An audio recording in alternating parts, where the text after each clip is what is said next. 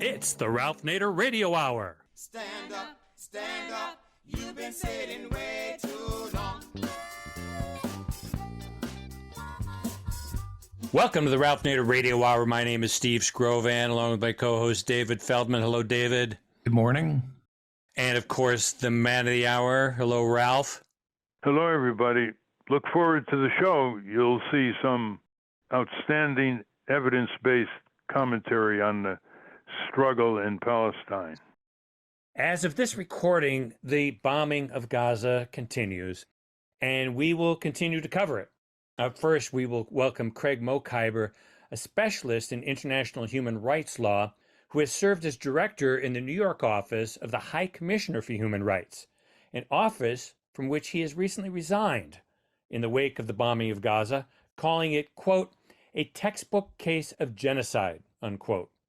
We'll do a deep dive into the reasons behind his resignation, which include his accusation that, quote, the United States, the United Kingdom, and much of Europe are actively arming the assault, providing economic and intelligence support, and giving political and diplomatic cover for Israel's atrocities, unquote.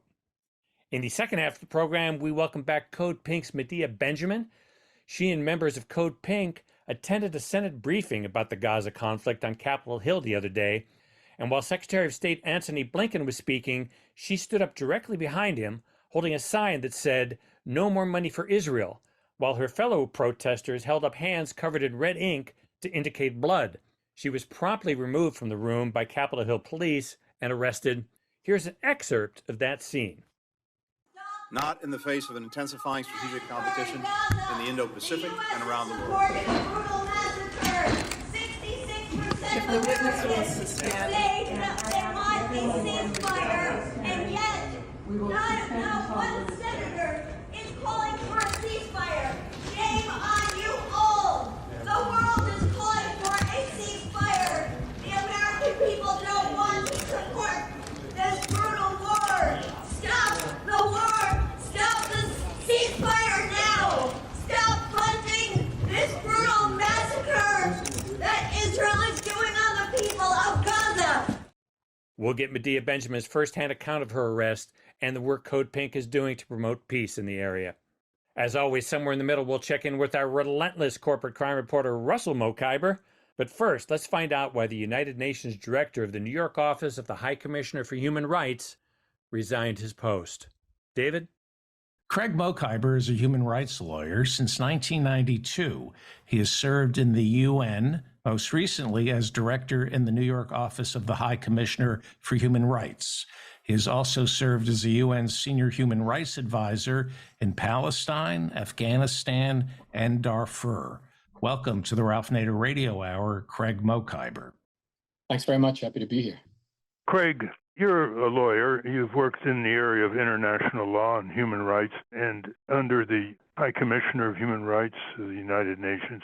In the statement that you released on the occasion of your retirement after many years of work in these areas, you said, quote, I have worked in these halls through the genocides against the Tutsis, Bosnian Muslims, the Yazidi, and the Rohingya. In each case, when the dust settled on the horrors that have been perpetrated against defenseless civilian populations, it became painfully clear that we have failed in our duty to meet the imperatives of prevention of mass atrocities, of protection of the vulnerable, and of accountability for perpetrators. And so has it been with the successive waves of murder and persecution against the Palestinians throughout the entire life of the United Nations, ending it by your comment, High Commissioner, we are failing again, end quote. Let's list the violations of international law in the current war in Gaza by the Israelis. Ralph, it is a catalog that spans the entire Universal Declaration of Human Rights and a whole range of war crimes that are codified in the Geneva Conventions. I pointed out in my letter that in Gaza, civilian homes, schools, churches, mosques, medical institutions are being wantonly attacked. Thousands of civilians are being massacred. And this all while in the West Bank, including occupied Jerusalem, homes are seized and reassigned based entirely on ethnicity. There are violent settler pogroms carried out, accompanied by Israeli military units. And I said across the land apartheid rules. This finding of apartheid, you may know, is a finding of every major international human rights organization, as well as the leading Israeli human rights organizations, not to mention a number of UN independent human rights mechanisms. And so the catalog of human rights abuses and violations is enormous. And you started out about mentioning international law, and that was really at the center of my letter, was a sense that in the United Nations, international law had been subverted or pushed aside in favor of an approach to political expediency that, first of all, ignored the norms and standards of human rights and of humanitarian law, and secondly, has failed miserably to improve the situation in Palestine and Israel. And so I was appealing to a return to the prioritization of international law in the way the international community addresses the situation in the Middle East. And that means rolling back a lot of the losses that were taken during the so-called Oslo period. The Oslo Agreement put politics above law. It framed this two-state solution, which, as I have pointed out in the halls of the UN, is pretty much universally assumed to be impossible, in addition to being a proposal that does not deal with the fundamental human rights of the Palestinian people, and appealed here for an approach that is a normative approach based on UN norms and standards, international law, and the concept of equality by all of the people of the region. That is to say that we adopt an approach that requires equality between Muslims, Christians, Jews, and others in all of the land. Let's talk about the line between self-defense and violation of international law. In a prior program, we cited the famous statement, candid, by David Ben-Gurion, the acknowledged founder and first prime minister of Israel, when he told Nahum Goldman, then the head of the World Zionist Organization, in effect, it was their land and we stole it. They were in no mood after the Nazi Holocaust to recognize indigenous rights of the people there for millenniums. And then there's the statement in the New York Times quoted by a very well-regarded reporter, Roger Cohen, just a few days ago, where he quoted Prime Minister Netanyahu telling his own Likud party in 2019, quote, "Those who want to thwart the possibility of a Palestinian state should support the strengthening of Hamas and the transfer of money to Hamas. This is part of our strategy," end quote. So obviously there's a lot of murky politics going on behind the scenes, unreported. Like, how did Hamas get all these weapons? International trafficking in weapons. They had to go through Egypt or Israel. There's a lot that's unknown. But the members of Congress are constantly saying Israel has the right to defend itself. So how would you argue as a lawyer in the International Criminal Court in Europe, how would you argue on the issue of self-defense, that the Israelis are basically saying, under the UN Charter, you can engage in self-defense? Well, I think you're right to go all the way back to Ben-Gurion. I mean, there's this historic irony that's being commemorated this year, that it was 75 years ago, in 1948, that the Universal Declaration of Human Rights was adopted, in the same year that the Nakba was perpetrated against the Palestinians, effectively erasing Palestine from the map. And by the way, the same year that apartheid was adopted in South Africa. And if you look at the approach of the international community in South Africa versus the approach that it has taken, at least since Oslo in Palestine, you'll see that it was steadfast in its defense of international human rights and international law in South Africa until apartheid fell. It abandoned that approach 30 plus years ago in Palestine in favor of this murky, as you say, to borrow your adjective, political approach. And the result is that the situation in Palestine has gotten worse and worse and worse with every successive year. You're also right to say that it's unclear where Hamas gets its weapon, but what is clear is where Israel gets its weapons. And the answer to that is from the US taxpayer. Israel is the largest recipient of aid, most of that military aid to the tune of billions of dollars, $3 to $6 billion a year. And that's important from a legal perspective because the US is also bound by international humanitarian law, not just to respect the terms of the Geneva Conventions, but to ensure respect vis-a-vis other parties over which it has influence.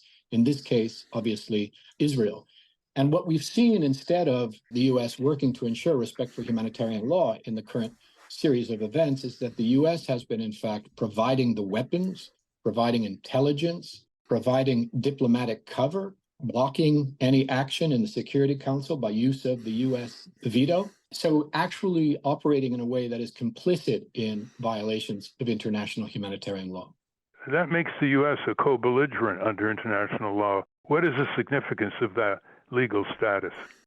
Well, that's one of the points that I also raised in my letter to the High Commissioner, because there has been this tendency in the international community to deal with the United States government as a mediator or as part of the solution, when in fact the U.S. has been effectively a co-belligerent, at least a party to the conflict, for many, many years, not just in armaments, but in other sorts of support that allow this to go forward, while also supporting impunity for the violations as they occur, as well documented as they are. So Israel cannot claim self-defense to justify acts that are prohibited by international law, international humanitarian law, international human rights law, international criminal law. And that's precisely what it has been doing. And its right to claim self-defense in the occupied territories is also limited by international law. That occupation is illegal. And what Israel has in Gaza, the West Bank, East Jerusalem, what it has is obligations under international law. This claim of a right to self-defense, every time you see a large-scale atrocity, a failure to respect the principle of distinction, disproportionate attacks, collective punishment, arbitrary arrests and detention and torture and summary executions, these are not excused by simply invoking the concept of self-defense. So again, this is why I've been saying it's so important to get back to the law and to abandon the murky and distorted approach of political expediency that has dominated the international community's approach to this conflict for far too many years. Well, the Israeli many years blockade of Gaza, which is suffocating the people in Gaza in terms of what is prohibited in terms of humanitarian goods and services to that enclave, is what led Senator Bernie Sanders, among many others, to call Gaza an open-air prison. That blockade is illegal under international law? It is illegal. It is, first of all, an act of collective punishment. It is essentially the interning of a civilian population of 2.3 million people. And remember that these people are mostly refugees who were purged from their lands inside of what is now Israel. The majority of them are children, and the majority of them are living in poverty and food insecure. And Gaza is entirely encircled. It is literally a prison, not just encircled, but also blocked from the sea and from the air as well. Israel has, in its occupation of Gaza, and there's often a mistaken belief out there that somehow the occupation ended when Israel redeployed its troops around the perimeter. That occupation did not end. Israel is still the occupying power of all of Gaza, and it uses its control of Gaza to intentionally deny the population of Gaza the requirements of dignified living and of their economic and social rights, of their freedom of movement, and then routinely, periodically attacks with high-grade military weapons civilians living in Gaza, like shooting fish in a barrel. And that's what we're seeing again now. Remember that the people in Gaza have no escape. Israel's claims that, well, we warned them that we're going to destroy whole portions of Gaza, and we asked 1.1 million people to move. That kind of movement in Gaza was difficult in the best of years inside Gaza because it's a densely populated region with very poor infrastructure, a very young population, as I said, plenty of disabled people who have suffered from wounds from Israeli snipers and from previous Israeli attacks. But now, whole areas of Gaza have been reduced to rubble, making it physically impossible for large numbers of people to move, even within the cage that is the Gaza Strip. And in many cases, when some are able to move, they're simply attacked in other areas of the Gaza Strip, all the way to the southernmost portion of Khan Yunis in the Gaza Strip. So these are all also catalogs of gross violations of human rights, violations of the laws of war, and of the prohibition on collective punishment as well. So here's where there seems to be no precedent These people in Gaza, deprived of the life-sustaining food, medicine, water, electricity, and fuel, if they wanted to surrender, they couldn't surrender. If they stood outside with white flags, they don't even have a right to surrender. When we were on the cusp of defeating Japan and Germany, we kept saying to them, we want unconditional surrender. The fact that the Israelis are not demanding unconditional surrender of Hamas reveals what is now appearing in the Israeli press, like Haaretz, another agenda, which is the wholesale removal of 2.3 million people from Gaza into the Sinai Desert. And they're extreme right-wing politicians in charge of the Israeli government and military now who want to do that. When is the UN going to flag that? Because that seems to be what's coming, and it may be coming very rapidly. Tell us about this second Nakba, that is the removal of these refugees having arrived in Gaza after the 1948 expulsion from their homes. You think that is an exaggeration, or do you think they want to solve this problem once and for all? I don't think it's an exaggeration at all. I think it's the only logical endgame to what we see unfolding there on the ground.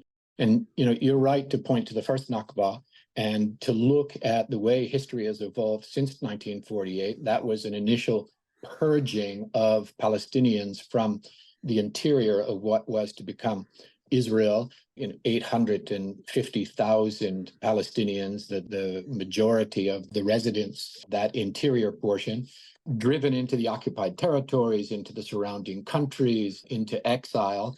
And there has been a continuous purge of Palestinians from the West Bank year after year, with the seizing of homes and land and orchards, the building and expansion of settlements in which Palestinians are not allowed. This is an entirely ethnic or racially based system that has left the Palestinians with less and less options on the land, with the very clear purpose of creating an ethno-nationalist state that extends beyond the current borders of Israel and into the occupied territories as well. We've been seeing that happen apace in the West Bank, and now I think what we're seeing is an expedited version of that in the Gaza Strip, the total destruction of Gaza, forcing people who are still in Gaza to live in conditions that cannot sustain life, or to leave through the Rafah crossing into Egypt, if Egypt will allow the ethnic cleansing to take place, and then presumably to allow these people to live in the Sinai Desert until they no longer exist. This is very clearly an ethnic cleansing campaign, and it is a continuation of similar campaigns that have been happening since 1948. And that's why, Ralph, in my letter, I have appealed for an escape from this very failed paradigm of the past several years, and to one that is focused on equality, one that is focused on a democratic, secular state with equal rights for Christians, Muslims, and Jews, and a number of provisions to restore the human rights of the Palestinians that have been taken from them, including ending apartheid, which now functions across the land in Israel and in the occupied territories, ending the colonization, granting the right to return without racial discrimination for Palestinians and compensation for their losses, a transitional justice process to identify victims and perpetrators and remedies, and the deployment of an international protection force to protect vulnerable civilians in the entire land.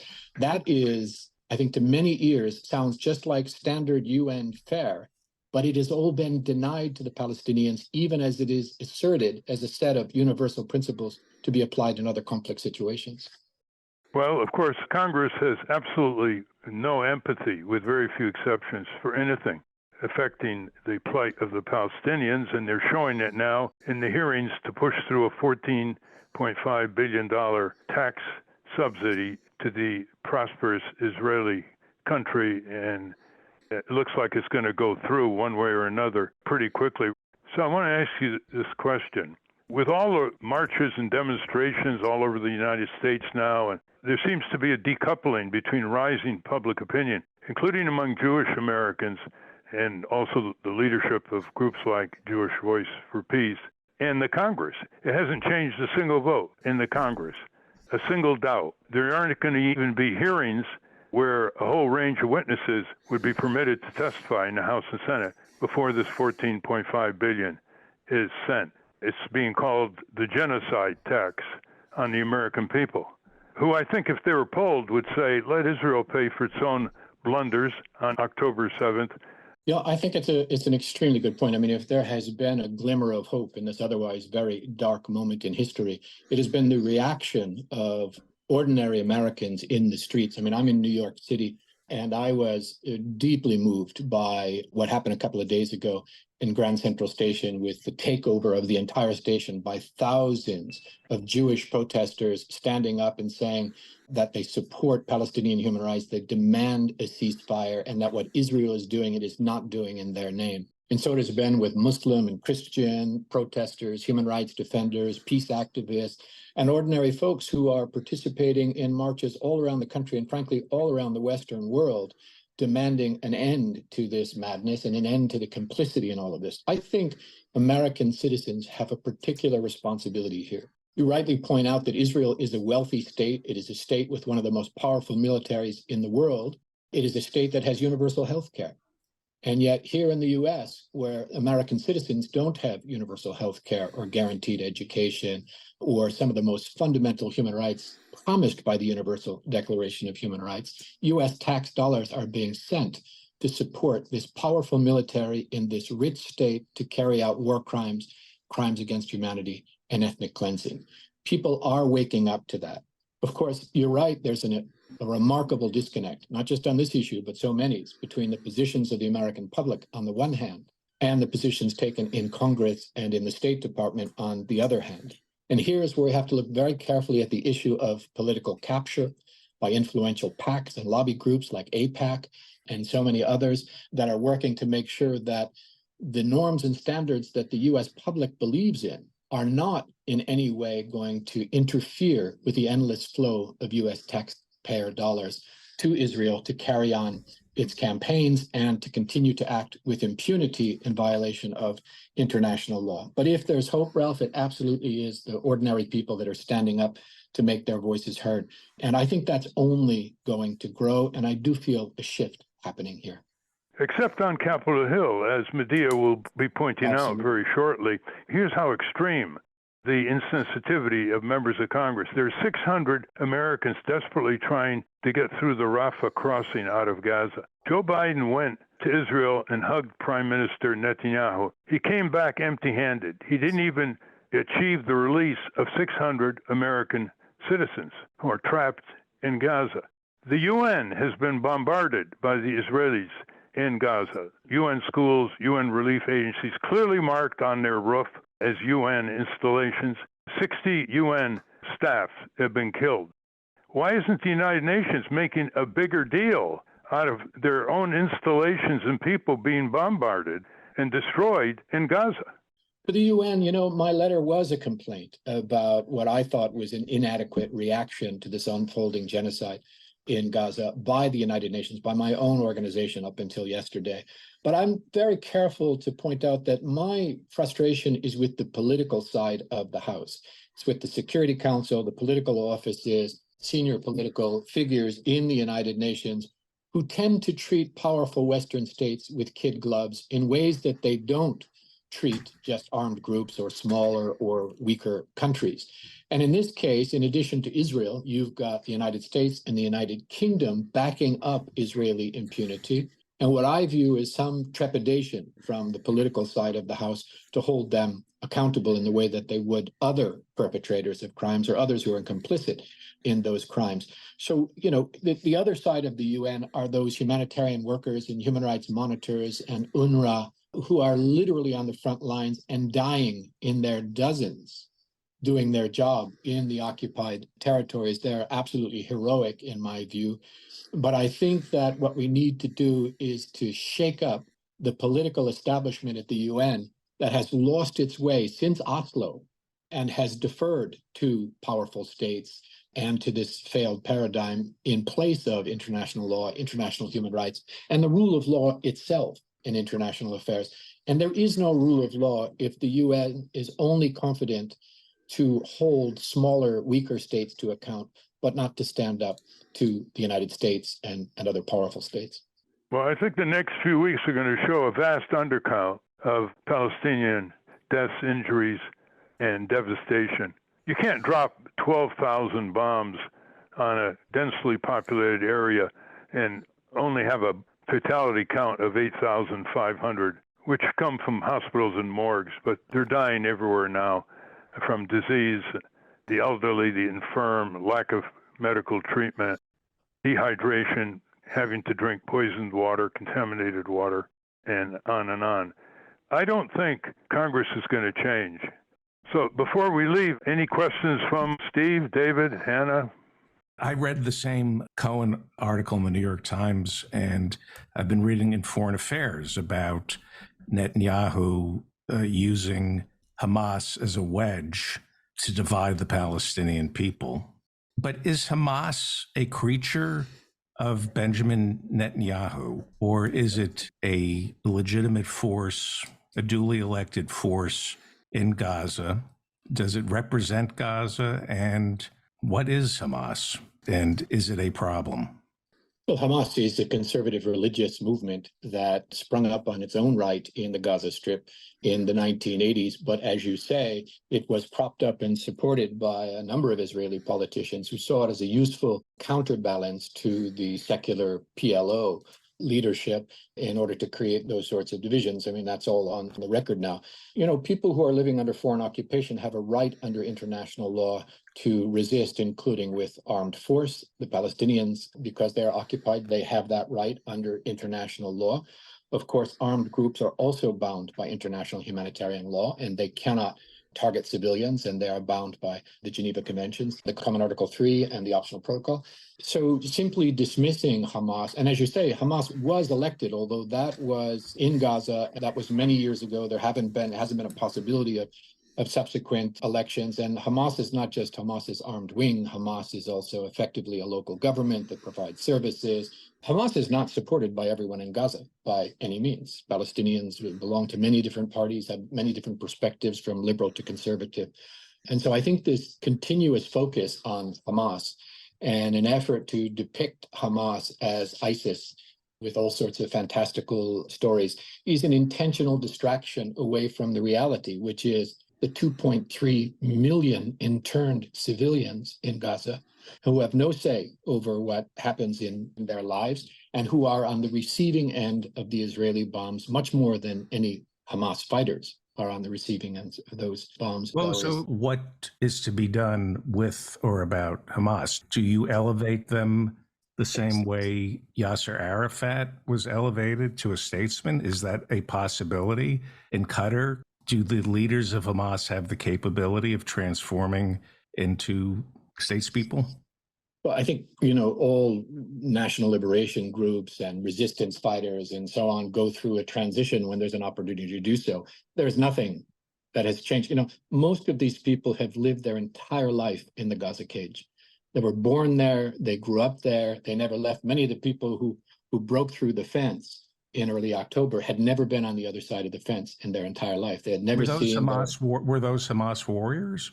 Some of them were Hamas warriors, and some of them. Army. I mean, we're being told it's 40,000 Hamas warriors inside the tunnels.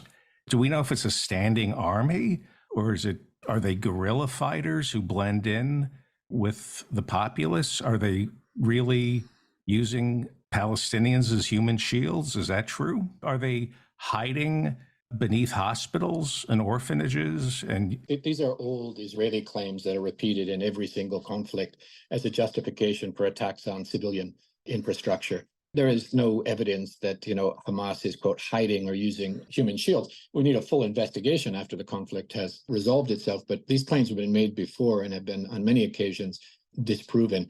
Gaza is a densely populated area. This is not a standing army as such. These are people who are living there. If you go inside Israel, you will see the same thing is true there.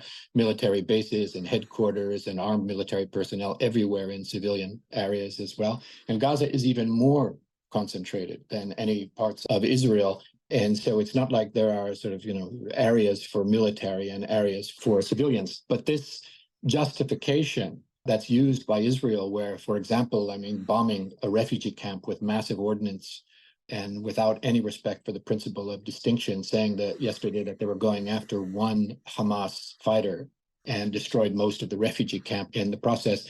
This is a violation of the laws of war. It is disproportionate. It fails the principle of distinction, and it is clearly not justified. So, if you want to ask what will stop armed resistance of an occupied people, the answer is the end of the occupation. We've learned this in all around the world. Colonized and occupied people will resist. That's the reality. A just solution, and here I'm saying it's time to start looking seriously at equality, equal rights for Christians, Muslims, and Jews across the entire territory of Israel, Palestine. A just solution ends the basis of the conflict. Did Netanyahu and the settlers succeed in killing the two-state solution? I think most people who follow this situation closely know that there is a zero possibility anymore in practical terms of a two-state solution. There's nothing left of the land for a sustainable Palestinian state. There is zero political chance of Israel giving up significant portions of the land it is illegally conquered. And that solution never resolved the issue of human rights in the first place because it didn't address the second-class citizenship and persecution of Palestinians living inside the Green Line. So most people who follow this know this is the case, and yet in international affairs, at the UN, in the State Department, and so on, they continue to repeat the mantra of the two-state solution, of deference to agreements between the party. By the way, agreements between the parties, one is the occupier, the other is the occupied. One is powerful, the other one is weak. So, leaving it to the two of them means leaving it entirely to Israel. The so-called quartet at the United Nations, which affectionately hasn't functioned for many, many years and is a fig leaf in any event. Nobody really believes in these things anymore, but they repeat them over and over again as a smokescreen to continue the status quo. We're out of time, unfortunately. We're out of time. We've been talking with Craig Mokhiber, who until recently was director in the New York office of the United Nations High Commissioner for Human Rights. He is a lawyer and specialist in international human rights law, policy, and methodology, serving the UN since 1992. Thank you very much for coming on the program, Craig. Thank you very much for having me, Ralph. We've been speaking with Craig Mokhiber. We will link to his work and his letter of resignation at ralphnaderradiohour.com. Coming up, Medea Benjamin gets arrested again. But first, let's check in with our corporate crime reporter, Russell Mokhiber. From the National Press Building in Washington, D.C., this is your Corporate Crime Reporter Morning Minute for Friday, November 3, 2023. I'm Russell Mokhiber. President Biden's Department of Justice is bending over backwards to protect corporate criminals. That's according to a new report from Public Citizen. The Biden Justice Department's light touch approach to enforcement encourages corporations to push the limits of what's legally allowed to maximize their profits, risking our health and safety, our environment, our finances, and our communities, said Rick Claypool, author of the report. The Justice Department is still bending over backwards to protect corporate offenders from the consequences of their lawbreaking, and it's creating ideal conditions for the next corporate catastrophe, Claypool said. The worst corporate-caused crises of the 21st century are stories about enforcement agencies failing to fight systemic criminal misconduct before it was too late. For the Corporate Crime Reporter, I'm Russell Mokhiber. Thank you, Russell. Welcome back to the Ralph Nader Radio Hour. I'm Steve Scrovan, along with David, Hannah, and the rest of the team. Once again, Medea Benjamin got arrested on Capitol Hill. Let's find out what that was all about. David? Medea Benjamin is the co-founder of the women-led peace group CODEPINK and the co-founder of the human rights group Global Exchange.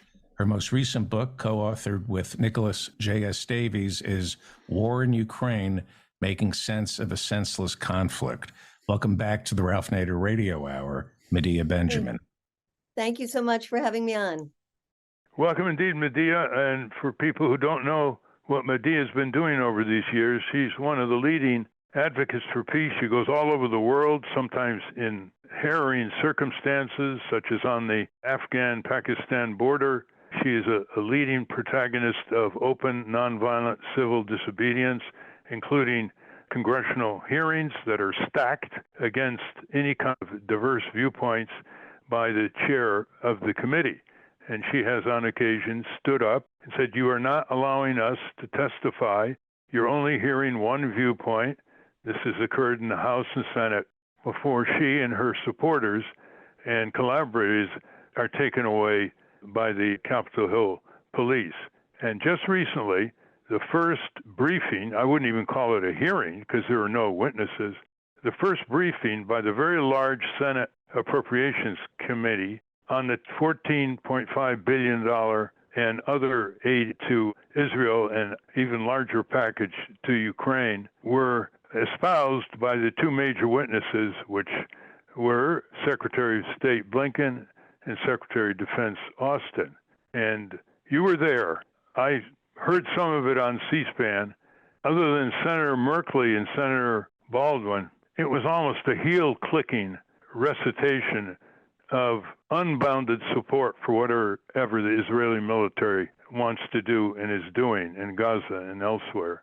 What was the atmosphere like? Was the room full? What happened when you and others stood up? Give us an eyewitness account. It was a large room in the Appropriations Committee, and it was not full, which was surprising.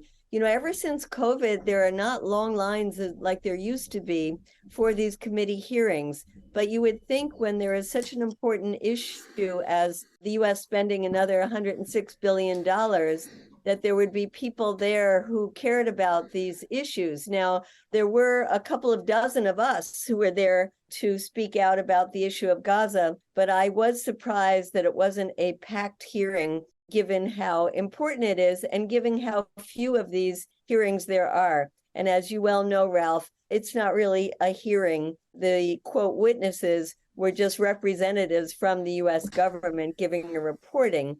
But it was an important time for the public to be able to, in a room with those representatives and with the members of the Senate, that many of us for weeks have been going into their offices, doing sit-ins in their offices, getting the local, joining in with the constituents in their districts, and trying to get them to come out for a ceasefire to no avail, to be able to be in a room with them and directing our opposition not only to the White House, but to the senators themselves. Well, as you know, all these protests during the Iraq War run-up, there were massive protests in the U.S., over 200,000 people in one demonstration in Washington. All over the world, didn't change any votes. The criminal war of aggression killed over 1 million Iraqis and blew apart the country. To this day, suffering by Bush and Cheney. Continued unabated, the money flowed from Congress. What do you see as happening this time? There's rising demonstrations. They are led by a whole variety of people, Jews, Christians, Muslims. It's a remarkable collaboration of locking arms in favor of humanitarian aid and a ceasefire and a peaceful settlement over there. Is it going to be the same? Are any votes going to be changed? They're going to rush this bill through? There are not going to be any thorough hearings? And it's another $110 billion. And they added not only to Israel and Ukraine, they added it to Taiwan. I mean, this is like the ultimate empire bill with the $14 billion clearly susceptible to being labeled the genocide tax. Well, what do you think? Anything going to change? It's incredible the level of insanity of giving more money to Israel that could create a regional war there, continuing to fund to the tune of $61 billion the war in Ukraine that could lead to a regional war there, and then tacking on some more money to provoke China. So what's interesting is the Senate wanting to keep all of this money together in one package. They call it one and done. Just get it all through before the election season goes into high gear, because they know this is not popular with the American public. While in the House, the new speaker is being pushed to separate these into a bill just on the $14 billion for Israel, which will sail through with bipartisan support, and then deal with the money for Ukraine separately. In any case, it is remarkable with all of these protests that are happening, not only the ones that we see sometimes on our mainstream networks, but also ones we don't see that are happening, sit-ins in the offices of people like Bernie Sanders, Elizabeth Warren, Jamie Raskin from Maryland, Ro Khanna, Cory Booker's office, Jan Schakowsky, Chuck Schumer. These are happening all over the country. And yet the vast majority will vote for this money for Israel. And there are such horrific votes being cast by members of Congress already, like we saw the very first vote when Mike Johnson became Speaker was House Resolution 771. That was a pathetic resolution calling to recognize Israel's right to self-defense, to mourn the Israelis killed, not a word about the Palestinians killed, condemn Hamas, and reaffirm U.S. commitment to Israel. This passed the House by a vote of 412 to 10. And then there's other pieces of legislation, like ones to condemn Rashida Tlaib, ones to suppress the right for free speech on campuses throughout this country, and to restrict humanitarian aid that would be going to the people of Gaza. So there is a vengeance, there is an incredible disconnect on Capitol Hill between what the American people are calling for in the opinion polls that show 66% want a ceasefire, and this goes to 80% when it's the Democrats, and what the people who are supposed to represent us in the House and in the Senate are not only calling for, but going to be voting for as they let this package of billions of dollars of our tax money go to bomb more people in Gaza and to continue a proxy war with Russia.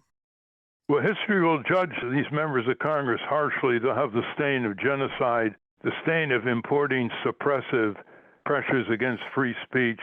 And it's already being shown in Speaker Johnson's bill. He's not only put in a bill for $14.5 billion for the prosperous Israel, a technological, economic, and military superpower who can pay for its own blunders on October 7th, the colossal defense intelligence failure. But he has added, to pay for that, a $14.5 billion cut in the budget of the IRS. In other words, he's stripping the IRS further of the ability to combat tax evasion by the super rich and the global corporations who get away with paying often 5%, 3%, sometimes no federal income taxes on huge profits. So they are in the process of supporting this Israeli military aggression and genocide in Gaza. He is aiding and abetting massive tax evasion in the United States. So this whole Israeli-Palestine issue over the years is ricocheting and boomeranging back on our domestic policy. And I'm sure you're feeling, Medea Benjamin, a kind of pressure on you. Not only do you get arrested for nonviolent open civil disobedience on Capitol Hill, but there must be tremendous pressure now to increase the penalties when they take you away and your collaborators, much harsher penalties. And really all you're doing is standing up peacefully and pointing out that Congress is behaving like an autocracy. It is blockading itself from the American people. It is putting its own power up for sale. It is ignoring the facts abroad. It's alienating huge portions of the world. And they don't care. And they don't even want to hear. So they're stifling the First Amendment rights of the American people right in the crucible of Capitol Hill, where the First Amendment should reign supreme. Give us a sense of the kind of pressure on you all. And do you think you're going to be locked out of Congress pretty soon?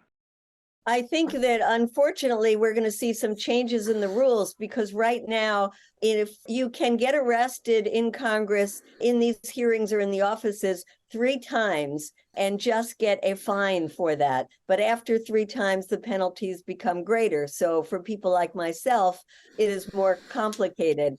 But I think that things are going to get more difficult. For example, the doors of Congress are open right now, which is really something quite remarkable. People don't understand that they have access to their congresspeople. If they come to Washington, D.C., they can walk in to their offices just like they can walk into public hearings. But right now, after these sit-ins in some of the offices, they are locking their office. Somebody like Jamie Raskin, who is such a defender of the Constitution and First Amendment rights, has now locked his office. You can only go in with an appointment. This is happening more and more with these congressional offices.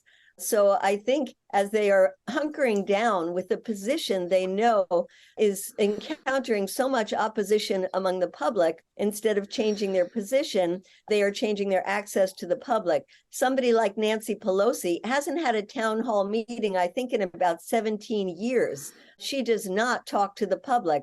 And in fact, to be able to talk to her, our members of Code Pink in her district have had to do a camp out at her house on the weekends when she comes home, and actually had to lie down in front of the car that was taking her away so that they could force her to have a conversation, which she barely had, and accused us of being agents of the Chinese and Russian governments. So people like Nancy Pelosi never want to speak to their constituents because she comes from a very progressive district and holds values that are antithetical, or holds votes and positions that are antithetical to the district. Just like we saw a, quote, progressive senator from Pennsylvania, John Fetterman, who came in to be the all-American working guy and has physically had people pushed out of the room when they merely tried to talk to him about his positions. And I think we should recognize that the tremendous amount of money that the pro-Israel groups have thrown into our political process, divided groups like the Black Caucus, giving a lot of money to people like Congressman Meeks, to Hakeem Jeffries, and going after the progressive people in the Black Caucus, is something that is creating terrible divisions within our government, within the Progressive Caucus itself, where it was a threat of doing a sit-in in Pramila Jayapal's office, I think, that managed to get her to sign on Cori Bush's resolution for a ceasefire that only 18 members of Congress have signed onto, when there's about 100 members of the Progressive Caucus. So it is an absolute mess what is going on in Congress right now. And I think the pressure is going to get greater and greater as each day goes by and people see more of these families in Palestine, in Gaza, getting wiped out, and get angrier and angrier. At some point, these members of Congress are going to have to face the public. Well, you're right. They don't want to have town meetings back home. They either cancel them or they have virtual town meetings where they control everything. Congressman Richard Neal from Western Massachusetts, pretty progressive area, he was the former chair of the House Ways and Means Committee until the Democrats blew the 2022 election against the worst Republican Party in history. He hasn't had a town meeting since 2017 in his own district, and he's been there for 34 years. So we're seeing a separation more and more from members of Congress from the people back in their own district. Congress is becoming more and more of a cocoon, an autocratic cocoon violating the human rights of citizens who are trying to engage in the very legislators to whom they have delegated enormous power under the Constitution, which starts, we should never forget, with we, the people. What do you see in the next few days in Congress? They only work 3 days a week, and they've got a deadline to refund the government on November 17th. What do you see in the next 2-3 weeks, and how this struggle in Palestine, Israel, and Ukraine is going to affect all this? You're right on top of it. I feel like the $14 billion is unfortunately going to get through, and it's going to make constituents even more angry. There's a big demonstration happening on Saturday in Washington, D.C., 2 p.m., Freedom Plaza. I think it will be enormous. And there are groups that will be going throughout the halls of Congress this week and next week, and probably the week after that, doing sit-ins in their offices. And we encourage people to do this locally in your congressional office and to organize with us nationally. Come to DC whenever you can. There are groups like Code Pink that will help you to do a sit-in in your office. You don't have to get arrested. When the police come and tell you to leave, you can leave. If you feel compelled to get arrested, we can help you through that as well. We have to use what rights we have left and what access we have left. And so I'm very encouraged that more and more people are doing these actions in their congressional offices, locally and nationally. And I think we'll see more and more of that as the time goes on. And then remember, while this is happening here in the United States, there are massive demonstrations and shifts happening throughout the world calling for a ceasefire, just as we saw that incredibly overwhelming vote at the United Nations where the world community calls for a ceasefire. So this pressure, as well as the possibility of this igniting a regional war in the Middle East, has to be weighing on some of the people in the administration and Congress. And we know that members of the staff inside Congress, 400 of them signed a letter anonymously because they're afraid for their jobs, objecting to the congressional position on this. And I have met with a number of people in the State Department who tell us how upset they are. And of course, one of them publicly resigned, but others of them saying they oppose what the government is doing. So there is building opposition. And I think ultimately this will have to affect the position of the US government, which is untenable given all of the deaths that are going on and what is going to happen to these 2 million people who are stuck in Gaza in a living hell.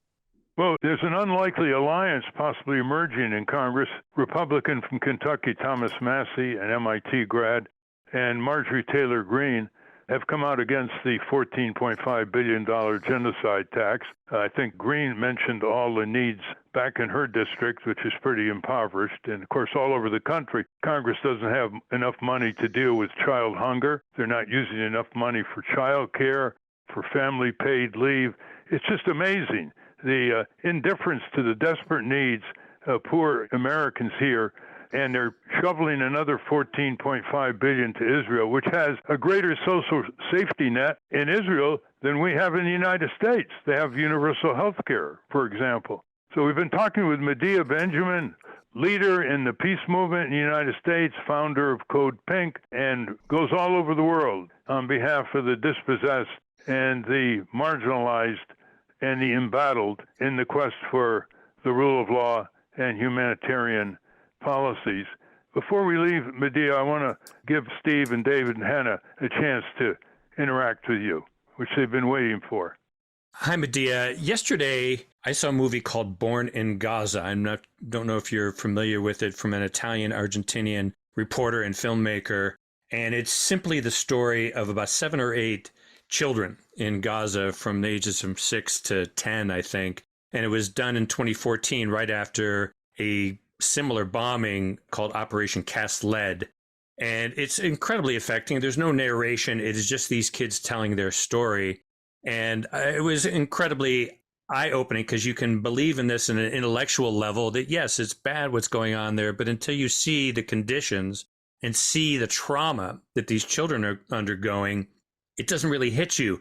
Can you recommend other resources in the media, films, television, anything that our listeners could take a look at to get the other side of this equation? Well, we have a list of resources on our website, codepink.org. There's also a great list of resources on the U.S. campaign for Palestinian rights. Jewish Voice for Peace has a great list of resources. There are really some wonderful things out there if people want to learn the background of this, because as you well know, Steve, most of the American people don't hear about this until there is a shooting war going on. And they think, for example, that this conflict might have started on October 7th. So it is very important to give people the background. And I hope people will go to some of those websites that I mentioned to get some good historical background and some good documentaries like the one you mentioned. In closing, Hannah? On the CODEPINK website, I've found some really helpful resources on the issue of the current situation in Palestine. You have how to combat false media narratives. You have a really intriguing resource on boycotting birthright and the issues with birthright and free trips to Israel. Are there any resources or campaigns that CODEPINK has on this issue that you'd like to highlight? Well, our campaign right now is the one that is joining in with groups all over the country calling for a ceasefire. That is the number one thing right now. it's hard to even think beyond this because we don't know where this is going. And our campaign is really one by one to push for members of Congress to sign on to the Cori Bush resolution. I mentioned there were only 18 who have signed on so far. There are people who used to be the head of the Progressive Caucus, like Raul Grijalva or Mark Pocan, that haven't signed on to this resolution. There is not one Jewish member of the Congress that has called for a ceasefire. And being someone from the Jewish community myself and being close to the groups like Jewish Voice for Peace, we are pushing Jamie Raskin, Jan Schakowsky, Sarah Jacobs, all of these people to come out for a ceasefire. So there's a lot of work to do on that level. And I would say, let's pull all our resources together right now in calling for a ceasefire. On that note, thank you. We've been talking with Medea Benjamin, longtime peace advocate. She's there where she's needed, on the ground, protesting for justice and peace all over the world, and most notably on Capitol Hill, such a institution bolstering the empire year after year and turning our own Congress against the people of this country. I'm sorry, there is a campaign I forgot to mention that I think is very important and growing right now, and that is focusing on the weapons industry that are making the weapons for Israel, one of the most important one being Elbit. And we have a campaign right now that we are calling people to join us in protesting at the factories of Elbit around this country, just like they're doing very successfully in places like the UK. So you can find that information on our website. Yes, let's go after the weapons manufacturers as well. And give the website again, slowly. CODEPINK.org. CODEPINK.org. Thank you very much, Medea. Thank you. I want to thank our guests again, Craig Mokhiber and Medea Benjamin. For those of you listening on the radio, that's our show. For you podcast listeners, stay tuned for some bonus material we call the wrap-up, including Francesco DeSantis with his news items in case you haven't heard. A transcript of this program will post on our Substack site soon after the episode is posted. Subscribe to us on our Ralph Nader Radio Hour YouTube channel.